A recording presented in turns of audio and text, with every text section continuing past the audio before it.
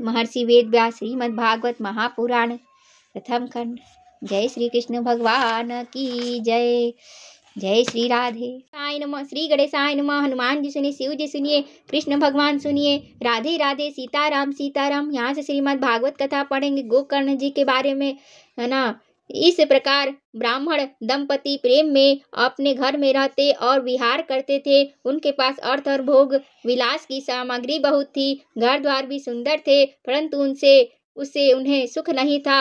जब अवस्था बहुत ढल गई तब उन्होंने संतान के लिए तरह तरह के पुण्य कर्म आरंभ किए और वे दीन दुखियों की गौ, पृथ्वी, सुवर्ण और वस्त्र आदि दान करने लगे। इस प्रकार धर्म मार्ग में उन्होंने अपना आधा धन समाप्त कर दिया, तो भी उन्हें पुत्र या पुत्री किसी का भी मुख देखने को न मिला। इसलिए अब वह ब्राह्मण बहुत ही चिंतातुर रहने लगा। एक दिन वह ब्राह्मण देवता बहुत दुखी होकर घर से निकलकर वन को चल दिया। दोपहर के समय उसे प्यास लगी, इसीलिए वह एक तालाब पर आया। संतान के अभाव के दुख ने उसके शरीर को बहुत सुखा दिया था, इसलिए थक जाने के कारण जल पीकर वह वहीं बैठ गया। दो घड़ी बीतने पर वहां एक सन्यासी महात्मा आए। जब ब्राह्मण देवता ने देखा कि वे जल पी चुके हैं, तब वह उनके पास गया और चरणों में नमस्कार करने के बाद सामने खड़े होकर लंबी लंबी सांसें लेने लगा। सन्यासी ने पूछा, कहो ब्राह्मण देवता, रोते क्यों हो? ऐसी तुम्हारी क्या भारी चिंता है? तुम जल्दी ही मुझे अपना दुख का कारण बताओ। ब्राह्मण ने कहा, महाराज, मैं अपने पूर्व जन्म के पापों से संचित दुख का क्या वर्णन करूं। अब मेरे पिता मेरे द्वारा दी हुई जलांजलि के जल को अपनी चिंता जनित सांस से कुछ गर्म करके पीते हैं। देवता और ब्राह्मण मेरा दिया हुआ प्रसन्न मन से स्वीकार नहीं करते। संतान के लिए मैं दुखी हो गया हूँ कि मुझे सब सुना ही सुना दिखाई देता है। मैं प्राण त्यागने के लिए यहाँ आया हूँ। संतानहीन जीवन को धिक्कार है, संतानहीन गृह को धिक्कार है, संतानहीन धन को धिक्कार है और संतानहीन कुल को धिक्कार है ना। यहाँ पे मैं जिस ब्राह्मण जी गोकर्ण जी के पिताजी कह रहे हैं कि मैं जिस गाय को पालता हूँ वह भी सर्वथा बाज हो जाती है। जो पेड़ लगाता उस पर कभी फल फूल नहीं लगते। मेरे घर में जो फल आता है वह भी बहुत जल्दी सड़ जाता है। जब मैं ऐसा अभागा और पुत्रहीन हूँ, तब फिर इस जीवन को ही रख कर मुझे क्या करना है? यूँ कहकर वह ब्राह्मण दुख से व्याकुल हो उन सन्यासी महात्मा के पास फूट फूट कर रोने लगा। तब उन यतिवर के हृदय में बड़ी करुणा उत्पन्न हुई। वे योगनिष्ठ थे। उन्होंने उसके ललाट की रेखाएं देखकर सारा वृत्तांत जान लिया और फिर उसे विस्तार पूर्वक करने लगे। सन्यासी ने कहा, ब्राह्मण देवता, इस प्रजा प्राप्ति का मोह त्याग दो। कर्म की गति प्रबल है, विवेक का आश्रय लेकर संसार की वासना छोड़ दो। विप्रवर सुनो, मैंने इस समय तुम्हारा प्रारब्ध देखकर निश्चय किया कि 7 जन्म तक तुम्हारे कोई संतान किसी प्रकार नहीं हो सकती। पूर्व काल में राजा सागर और एवं अंग को संतान के कारण दुख भोगना पड़ा था। ब्राह्मण, अब तुम कुटुंब की आशा छोड़ दो। संन्यास में ही सब प्रकार का सुख है। ब्राह्मण ने कहा, महात्मा जी, विवेक से मेरा क्या होगा? मुझे तो बलपूर्वक पुत्र दीजिए, नहीं तो मैं आपके सामने ही शोक मूर्छित होकर अपने प्राण त्यागता हूँ। जिसमें पुत्र स्त्री आदि का सुख नहीं है, ऐसा संन्यास तो सर्वथा नीरस ही है। लोक में सरस तो पुत्र पौत्र आदि से भरा पूरा गृहस्थाश्रम ही है। ब्राह्मण का ऐसा आग्रह देखकर उन तपोधन ने कहा, विधाता के लेखन को मिटाने का हठ करने से राजा चित्रकेतु को बड़ा कष्ट उठाना पड़ा था। इसलिए दैव जिसके उद्योग से कुचल देता है, उस पुरुष के समान तुम्हें भी पुत्र से सुख नहीं मिल सकेगा। तुमने तो बड़ा हठ कर पकड़ रखा है और अर्थी के रूप में तुम मेरे सामने उपस्थित हो। ऐसी दशा में मैं तुमसे क्या कहूँ? महात्मा जी ने देखा कि यह किसी प्रकार अपना आग्रह नहीं छोड़ता। तब उन्होंने एक फल देकर कहा, इसे तुम अपनी पत्नी को खिला देना, इससे उसके एक पुत्र होगा। तुम्हारी स्त्री को 1 साल तक सत्य, शौच, दया, दान और एक समय ही अन्न खाने का नियम रखना चाहिए। यदि वह ऐसा करेगी तो बालक बहुत शुद्ध स्वभाव वाला होगा। यूँ कहकर वे योगीराज चले गए और ब्राह्मण अपने घर लौट आया। वहां आकर उसने वह फल अपनी स्त्री के हाथ में दे दिया और स्वयं कहीं चला गया। उसकी स्त्री तो कुटिल स्वभाव की थी ही। वह रो रो कर अपनी एक सखी से कहने लगी, सखी मुझे तो बड़ी चिंता हो गई, मैं तो यह फल नहीं खाऊंगी। फल खाने से गर्भ रहेगा और गर्भ से पेट बढ़ जाएगा, फिर कुछ खाया पिया जाएगा नहीं, इससे मेरी शक्ति क्षीण हो जाएगी। तब बता घर का धंधा कैसे होगा, और दैववश यदि कहीं गांव में डाकुओं का आक्रमण हो गया तो गर्भिणी स्त्री कैसे भागेगी। यदि सुखदेव जी की तरह यह गर्भ में पेट में ही रह गया तो इसे बाहर कैसे निकाला जाएगा, और कहीं प्रसव काल के समय वह टेढ़ा हो गया तो फिर प्राणों से ही हाथ धोना पड़ेगा। यूं भी प्रसव के समय बड़ी भयंकर पीड़ा होती है। मैं सुकुमारी भला यह सब कैसे सह सकूंगी। जब दुर्बल पड़ जाऊंगी तब ननद रानी आकर घर का सब माल मता समेट कर ले जाएगी, और मुझसे तो सत्य शौचादि नियमों का पालन होना भी कठिन ही जान पड़ता है। जो स्त्री बच्चा जनती है उसे उस बच्चे के लालन पालन में बड़ा कष्ट होता है। मेरे विचार से तो वंध्या या विधवा स्त्री ही सुखी है। मन में ऐसे ही तरह तरह के कुतर्क उठने से उसने वह फल नहीं खाया, और जब उसके पति ने पूछा फल खा लिया, तब उसने कह दिया हाँ खा लिया है।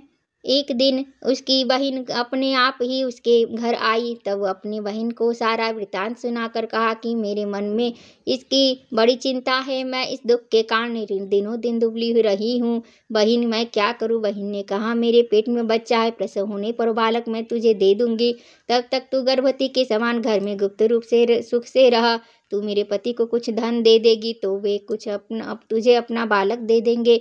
हम ऐसी युक्ति करेंगे कि जिससे सब लोग यही कहे कि इसका बालक 6 महीने का होकर मर गया, और मैं नित्य प्रति तेरे घर आकर उस बालक का पालन पोषण करती रहूंगी। तू इस समय इसकी जांच करने के लिए फल गौ को खिला दे। ब्राह्मणी ने स्त्री स्वभाव जो उसकी बहन ने कहा था वैसे ही सब किया। इसके पश्चात समयानुसार जब वह उस स्त्री के पुत्र हुआ, तब उसके पिता ने चुपचाप लाकर उसे धुंधली को दे दिया, और उसने आत्मदेव को सूचना दे दी कि मेरे सुख पर बालक हो गया है। इस प्रकार आत्मदेव के पुत्र हुआ सुनकर ये सब लोगों को बड़ा आनंद हुआ। ब्राह्मण ने उसका जात कर्म संस्कार करके ब्राह्मणों को दान दिया, और उसके द्वार पर गाना बजाना तथा अनेक प्रकार के मांगलिक कृत्य होने लगे। धुंधली ने अपने पति से कहा मेरे स्तनों में दूध ही नहीं है, फिर गौ आदि किसी अन्य जीव के दूध से मैं इस बालक का किस प्रकार पालन करूंगी। मेरी बहन के भी अभी बालक हुआ तो मर गया है ना, उसे बुलाकर अपने यहाँ रख ले तो वह आपके इस बच्चे का पालन पोषण कर लेगी। तब पुत्र की रक्षा के लिए आत्मदेव ने ही वैसा ही किया, तथा माता धुंधली ने उस बालक का नाम धुंधकारी रखा। इसके बाद 3 महीने बीतने पर उस गौ के भी एक मनुष्याकार बच्चा हुआ। वह सर्वांग सुंदर, दिव्य, निर्मल और सुवर्ण की सी कांति वाला था। उसे देखकर ब्राह्मण देवता को बड़ा आनंद हुआ। उसने स्वयं ही उसके सब संस्कार किए समाचार से, और सब लोगों को बड़ा ही आश्चर्य हुआ, और वे बालक को देखने के लिए आए। आप में से कहने लगे देखो भाई, अब आत्म देव का कैसा भाग्य उदय हुआ है। कैसे आश्चर्य की बात है कि गौ के भी ऐसा दिव्य रूप बालक उत्पन्न हुआ है। दैव योग से इस गुप्त रहस्य का किसी को भी पता न चला। आत्मदेव ने उस बालक के गौ के कान देखकर उसका नाम गोकर्ण रखा। आत्मदेव जी ने उस बालक के गौ के कान देखकर उसका नाम गोकर्ण रखा। कुछ काल बीतने पर वे दोनों बालक जवान हो गए। उनमें गोकर्ण तो बड़ा पंडित और ज्ञानी हुआ, किंतु धुंधकारी बड़ा ही दुष्ट निकला। स्नान शौचादि ब्राह्मणोचित आचारों का उसमें नाम भी न था, और न खान पान का ही कोई परहेज था। क्रोध उसमें बहुत बढ़ा चढ़ा था, पर वह बुरी वस्तुओं का संग्रह किया करता था। मुर्दे के हाथ से छुआया हुआ अन्न भी खा लेता था। उस दूसरों को चोरी करना और सब लोगों से द्वेष बढ़ाना उसका स्वभाव बन गया था। छिपे छिपे वह दूसरों के घरों में आग लगा देता था। दूसरों के बालकों को खिलाने के लिए गोद में लेता और उन्हें चट कुएं में डाल देता था। हे भगवान, हिंसा का उसे व्यसन सा हो गया था। हर समय वह अस्त्र शस्त्र धारण किए रहता था और बेचारे अंधे और दीन दुखियों को व्यर्थ तंग करता था। चंडालों से उसका विशेष प्रेम था। बस हाथ में फंद लिए कुत्तों की टोली के साथ शिकार की टोह में घूमता रहता। वेश्याओं के जाल में फंसकर उसने अपने पिता की सारी संपत्ति नष्ट कर दी। दिन माता पिता को मार पीट कर उस घर के सब बर्तन भाड़े उठा ले गया। इस प्रकार जब सारी संपत्ति स्वाहा हो गई तब उसका कृपण पिता फूट फूट कर रोने लगा और बोला, इससे तो इसकी माँ का बाज रहना ही अच्छा था। कुपुत्र तो बड़ा ही दुखदाई होता है। अब मैं क्या कहूँ, कहाँ जाऊँ, मेरे इस संकट को कौन काटेगा हाथ। हाय, मेरे ऊपर तो बड़ी विपत्ति आ पड़ी है। इस दुख के कारण अवश्य मुझे एक दिन प्राण छोड़ने पड़ेंगे। उसी समय परम ज्ञानी गोकर्ण जी वहाँ आए और उन्होंने पिता को वैराग्य का उपदेश करते हुए बहुत समझाया। वे बोले, पिताजी, यह संसार असार है, यह अत्यंत दुख रूप और मुंह में डालने वाला है। पुत्र किसका, धन किसका। स्नेहवान पुरुष रात दिन दीपक के समान जलता रहता है। सुख न तो इंद्र को है न तो चक्रवर्ती राजा को ही। सुख तो केवल विरक्त एकांत जीवी मुनि को। यह मेरा पुत्र है, इस अज्ञान को छोड़ दीजिए, मोह से नरक की प्राप्ति होती है। यह मेरा पुत्र, इस अज्ञान को छोड़ दीजिए, मोह से नरक की प्राप्ति होती है। यह शरीर तो नष्ट होगा ही, इसलिए सब कुछ छोड़कर वन में चले जाइए। गोकर्ण के वचन सुनकर आत्मदेव वन में जाने के लिए तैयार हो गया और उनसे कहने लगा, बेटा, वन में रहकर मुझे क्या करना चाहिए? यह मुझसे विस्तार पूर्वक कहो। मैं बड़ा मूर्ख हूँ। अब तक कर्म स्नेह पास में बंधा हुआ अपंग की भांति इस घर रूप अंधेरे कुएं में ही पड़ा रहा हूँ। तुम बड़े दयालु हो, इससे मेरा उद्धार करो। गोकर्ण जी ने कहा, पिताजी, यह शरीर हड्डी मांस और रुधिर का पिंड है। इसे आप मैं मानना छोड़ दे और स्त्री पुत्र आदि को अपना कभी न माने। इस संसार को रात दिन क्षण भंगुर देखे। इसकी किसी भी वस्तु को अस्थायी समझकर उसमें राग न करे। बस एकमात्र वैराग्य से रसिक होकर भगवान की भक्ति में लगे रहें। भगवत भजन ही सबसे बड़ा धर्म है। निरंतर उसी का आश्रय लिए रहें। अन्य सब प्रकार के लौकिक धर्मों से मुख मोड़ ले। सदा साधुजनों की सेवा करे। भोगों की लालसा को पास न फटकने दे तथा जल्दी से जल्दी दूसरों के गुण दोषों का विचार करना छोड़कर एकमात्र भगवत सेवा और भगवान की कथाओं के रस का ही पान करे। जय श्री राधे। ओम राधे राधे राधे श्री कृष्ण गोविंद हरे मुरारी। हे नाथ नारायण वासुदेवम। राधे कृष्णा कृष्णा कृष्णा राधे कृष्णा कृष्णा कृष्णा। ओम पार्वती पतये नमः। हर हर हर महादेव। जय जय श्री राधे, जय जय श्री राधे, जय जय श्री राधे।